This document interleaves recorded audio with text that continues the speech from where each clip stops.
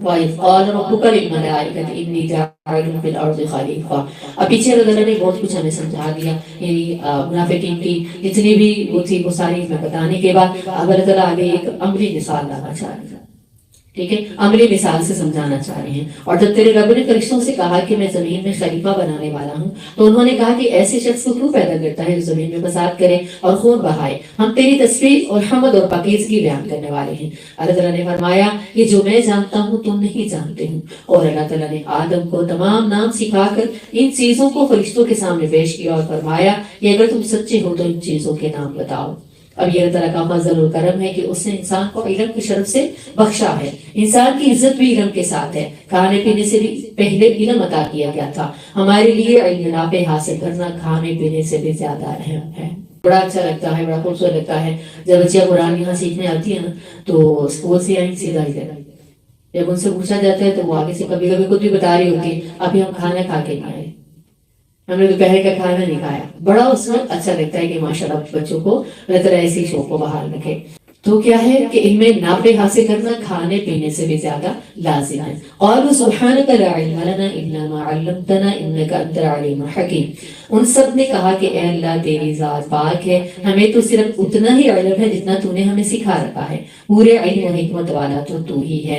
اللہ تعالیٰ نے حضرت آدم علیہ السلام سے فرمایا کہ تم ان کے نام بتا دو۔ جب انہوں نے بتا دیے تو فرمایا کہ کیا میں نے تمہیں پہلے ہی نہیں کہا تھا کہ زمین اور آسمان کا غیب نہیں جانتا ہوں، اور میرے علم میں ہے جو تم ظاہر کر رہے ہو اور جو تم چھپاتے ہو۔ اور جب ہم نے فرشتوں سے کہا کہ آدم کو سجدہ کرو تو ابلیس کے سوا سب نے سجدہ کیا، اس نے انکار کیا اور تکبر کیا اور وہ کافروں میں سے ہو گیا۔ اور ہم نے کہہ دیا کہ اے آدم تم اور تمہاری بیوی جنت میں رہو اور جہاں کہیں سے چاہو فراغت کھاؤ اور پیو، لیکن اس طرف کے قریب بالکل نہ جانا ورنہ ظالموں میں سے ہو جاؤ گے۔ لیکن شیطان نے ان کو بہکا کر وہاں سے نکلوا ہی دیا، اور ہم نے کہہ دیا کہ اتر جاؤ، تم ایک دوسرے کے دشمن ہو اور ایک مقررہ وقت تک کے لیے زمین میں ٹھہرنا ہے اور فائدہ اٹھانا ہے۔ یعنی اللہ تعالیٰ نے انسان کو زمین کے لیے پیدا کیا تھا۔ جنت میں تو صرف امتحان کے لیے رکھا گیا تھا اور یہ بتانے کے لیے کہ اگر اللہ کی نافرمانی کی تو جنت نہیں ملے گی۔ اب یہ عملی مثال تھی۔ وَتَلَقَّى آدَمُ مِن رَّبِّهِ كَلِمَاتٍ فَتَابَ عَلَيْهِ۔ حضرت آدم علیہ السلام نے اپنے رب سے چند باتیں سیکھنی تھی اور اللہ تعالیٰ نے ان کی توبہ قبول فرمائی، بے شک وہی توبہ قبول کرنے والا اور رحم کرنے والا ہے۔ اب سبحان اللہ توبہ کی توفیق بھی دیتا ہے، پھر اسے قبول بھی کرتا ہے، پھر اس پر اجر بھی دیتا ہے اور بندے سے خوش بھی ہوتا ہے۔ ہم اللہ سبحانہ و تعالیٰ سے اپنے سب گناہوں کی توبہ کرتے ہیں۔ بہترین خطا کار توبہ کرنے والے ہی ہیں۔ جو توبہ کرتا ہے اللہ تعالیٰ اس کی توبہ بھی قبول کر لیتا ہے۔ اللہ ہم سب سے درگزر فرمائے۔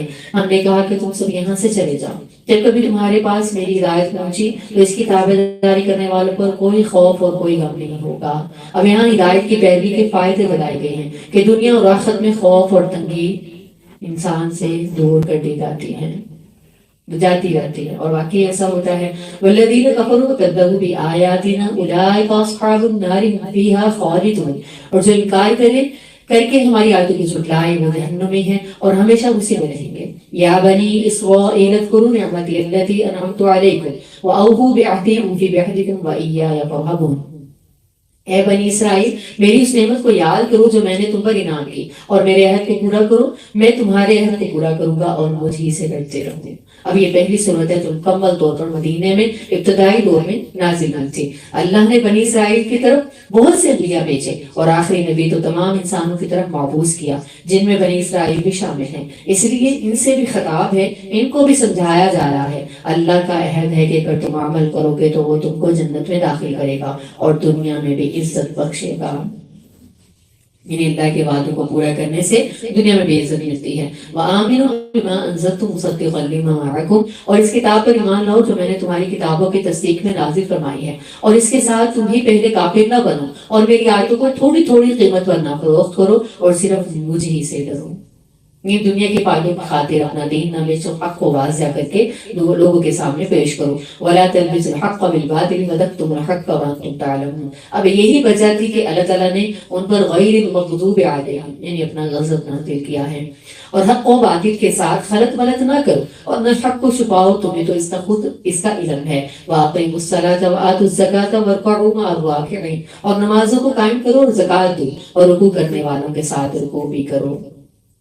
اب سب سے اہم ترین عبادت اس کا یہاں پہ ذکر کیا گیا وہ عبادت ہے اتأمرون الناس بالبر وتنسون انفسکم وانتم تتلون الکتاب افلا تعقلون، کیا لوگوں کو بھلائیوں کا حکم کرتے ہو اور خود اپنے آپ کو بھول جاتے ہو باوجود یہ کہ تم کتاب پڑھتے ہو؟ کیا اتنی بھی تم میں سمجھ نہیں ہے؟ آج کل کے کئی لوگ ایسے کتاب پڑھتے ہیں لیکن لوگوں کو ان کے مطلب کی چیزیں بتاتے ہیں، لیکن اس پہ ہمیں کرنا کیا ہے؟ وَاسْتَعِينُوا بِالصَّبْرِ وَالصَّلَاةِ وَإِنَّهَا لَكَبِيرَةٌ إِلَّا عَلَى الْخَاشِعِينَ، اور صبر اور نماز کے ساتھ مدد طلب کرو، یہ چیز شاق ہے مگر ڈر رکھنے والوں کے لیے، یعنی بہت بھاری ہے۔ اللہ تعالیٰ کہتے ہیں جو خاشعین ہیں یعنی ڈرنے والے ہیں۔ اب نماز ایک معیار ہے یہ دیکھنے کا کہ ہمارے اندر ایمان کتنا ہے، ہم کس درجے کے متقی ہیں۔ تو ہم اپنا جائزہ لیجئے کہ جب اذان ہوتی ہے تو دل پر کیا گزرتی ہے، نماز کا وقت آتا ہے تو کیفیت کیا ہوتی ہے، مصلی اور نماز کی طرف کس شوق سے جاتے ہیں، اور اس جگہ کو کیا سمجھتے ہیں کہ کیا یہ کوئی باغ ہے یا کوئی قید خانہ۔